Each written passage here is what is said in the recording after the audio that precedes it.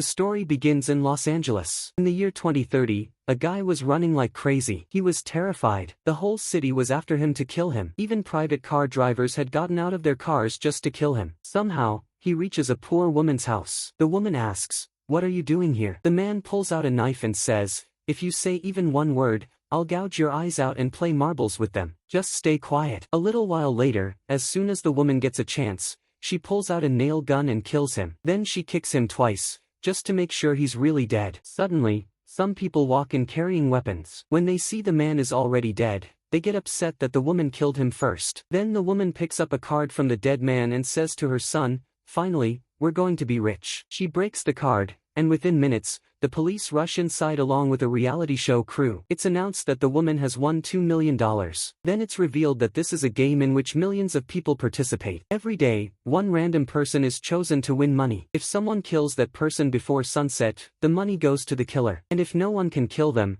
the money goes to the chosen person. But the condition is that no one can use firearms like pistols or rifles. That same day we see a girl named Katie, a failed actress who came to Los Angeles to try her luck at auditions. The woman sitting next to her says, "You look so innocent." "Take care, dear, people here are thieves." Katie says, "Thanks for the advice. You're very nice." The woman holds her hand and says, "Don't say that. You're like a daughter to me. Anyway, I'm getting off here. Goodbye." A little later, when Katie looks at her wrist, she's shocked to see that the woman stole her watch. "She's a thief," Katie says. She reaches the room she booked online. Seeing the room, she becomes upset because it looks nothing like the photos she saw on her phone. The landlady says, "We use different photos so we can trap customers." As soon as Katie sits on the bed collapses. But she was helpless because the rent was cheap. Then Ella's fiancé comes in and tells Ella, "Did you see tomorrow's event? Tomorrow's lottery prize is $600 million. Katie is shocked hearing what kind of competition this is. She says, "Don't eat my brain. Just give me the room key, I want to sleep." They give her the key and Katie goes to sleep. The next morning, Katie wakes up to water dripping on her face. When she looks at the ceiling, she realizes the upstairs neighbor's bathroom is leaking, and the clothes she was supposed to wear for the audition are ruined. She calls Ella and yells, "What nonsense is this? I wake up and people are basically peeing on me. My clothes are ruined." Ella says, "Don't worry, wear my clothes. They're in the closet." Katie actually does that and leaves for the audition. Now there's only half an hour left for the audition. When she enters the audition area, she sees other girls waiting too. She goes in and performs her scene. The director looks at her and says, "Amazing, but don't ever show me your face again." Right then, Katie's card activates. She takes it out, and unknowingly registers for the game. She has no idea what the card is or why it scanned her face. She walks out angrily because she failed the audition. When she's leaving, the girls nearby realize she's the target. And then chaos begins. One girl picks up a chair and smashes it on her friend's head. Another girl spots a shoe, grabs it, and uses it to kill the first girl. Katie screams and runs. The real trouble begins when she runs into a karate training hall to hide. Obviously, all the karate guys attack her, and she is getting beaten up badly. The captain says, "Only I will kill her." He picks her up, spins her, and throws her into the wall, which sends her crashing into the women's gym next door. As soon as everyone realizes she's the winner-to-be, they all charge at her. The karate guys follow in, and now everyone is fighting over who gets to kill her. Finally, the coach grabs her by the neck and says, "Only I will kill her." And just as he's about to, Noel suddenly arrives. He punches the coach's shoulder and slams him into the wall. He tells the girl, "Don't worry, I'm a bodyguard. If you give me 10% of the prize, I'll protect you." She says, "Fine, I'll give you the entire prize. Just save me." Noel ties her to his waist with a belt so he can protect her. Then he defeats all the enemies. A weak-looking boy approaches. Noel says, "Look, if I hit you, I'll feel pity for myself. I'll count to 3. If you don't run, you're dead." The boy immediately says, "Sir, respect," and runs away. They leave the building and discover that every 15 minutes a drone tracks her so the other players get her location. They find a car and escape. The girl tells Noel, "What kind of game is this? Why is everyone trying to kill me? I want out. Please find a way." Noel says, "There's only one way. You have to survive the people of this city. If you get out of this, I'll lose my 10%. But then she starts suspecting that Noel might kill her himself to take the prize. The whole city is after them. They both put on safety helmets. Suddenly, a girl jumps into their car with a knife and tries to kill her. Noel says, "You drive, I'll handle her." He grabs the attacker's head and then kicks her out of the car. Later, the car breaks down. The girl gets out and starts running. Noel catches her.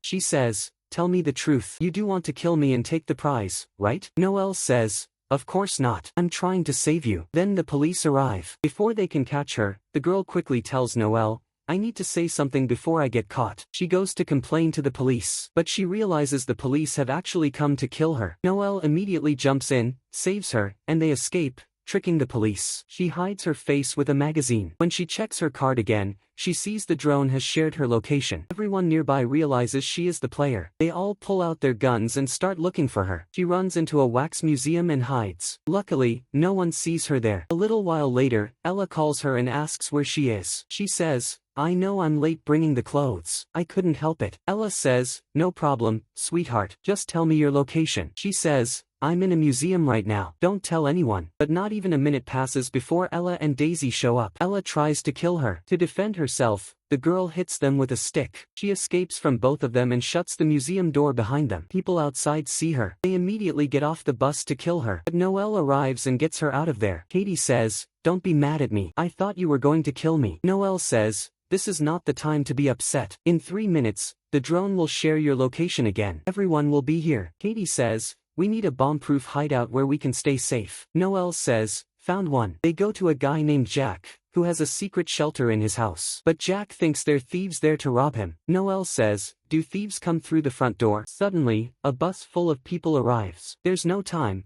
so they threaten Jack and barge inside. They demand the password to the shelter. And right when they enter, the mob attacks the house. To stop Jack from giving out the password, Katie shoots him with an arrow to knock him out. Inside the shelter, Noelle and Katie talk. Katie tells the story of her failed acting career. I have no future left. Then she asks Noelle, why are you helping us? Noelle says, saving lives matters the most to me. Money means nothing. Meanwhile, Ella and Daisy also reach the house. Ella drags Jack up and beats him until he wakes up. Then she throws him into the swimming pool. He wakes up and gives her the password. Noelle and Katie panic inside. Noelle calls a friend and says, hack everyone's phones and blow them up. His friend actually hacks the phones and detonates them. Everyone outside gets injured. Noelle and Katie use that chance to escape. Outside, Noelle sees a man burning. He pours water on him and stomps out the fire. The man says, bro, careful, you broke my leg. As soon as they step out, they face an armored truck and armed guards. The guards say, Katie, come with us, or we'll take your corpse instead. Katie says, fine. But my bodyguard comes too. The guards agree, and everyone gets in the vehicle. Katie is confused about where they're being taken. The vehicle brings them to the headquarters of an agency. There they meet Lewis, the agency leader. Lewis says,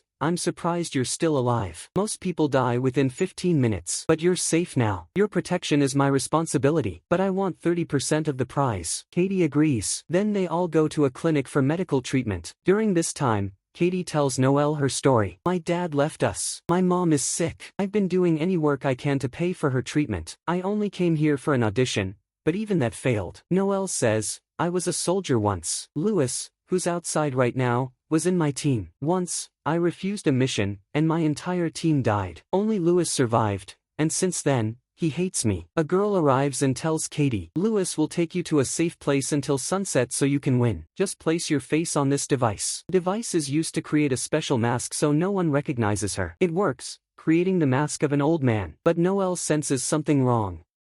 I think Lewis plans to kill you alone and take the money. Katie doesn't believe him. Lewis enters and takes both of them to the garage. He tells Katie to sit in one car and Noelle in another. That's when Katie realizes he will betray her. She kicks him and tries to get away.